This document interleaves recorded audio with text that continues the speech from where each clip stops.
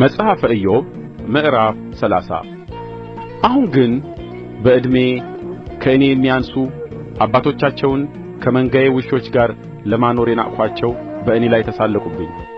ሙሉ ሰው መሆናቸው ጠፍቶባቸው ነበርና የእጃቸው ብርታት ለእኔ ምን ይጠቅማል? በራብና በቀጠና የመነመኑ ናቸው። የመፍረስና የመፈታት ጨለማ ወዳለበት ወደ ምድረ በዳ ይሸሻሉ።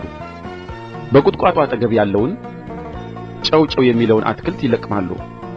የክትክታ ሥር ደግሞ መብላቸው ነው። ከሰዎች ተለይተው ተሰደዱ። በሌባ ላይ እንደሚጮኽ ይጮኹባቸዋል። በሸለቆ ፈረፈርና በምድረ ጕድጓድ በድንጋይም ዋሻ ውስጥ ይኖራሉ።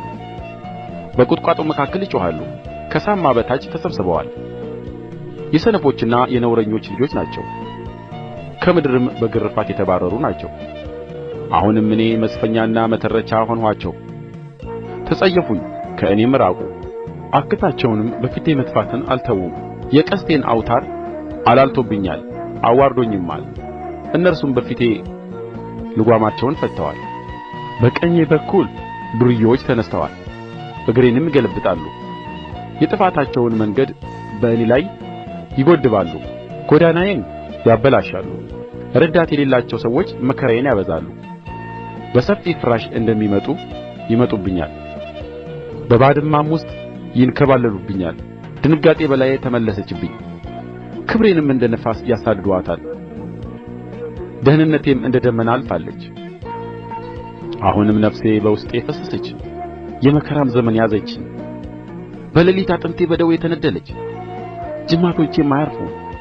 ከታላቁ ደዌ ኃይል የተነሣ ልብሴ ተበላሸች፣ እንደ ቀሚስ ክሳድ አነቀችኝ። እርሱ በጭቃ ውስጥ ጣለኝ፣ አፈርና አመድም መሰልሁ። ወደ አንተ ጮኽሁ፣ አልመለስህልኝም። ተነሣሁ፣ አልተመለከትኸኝም።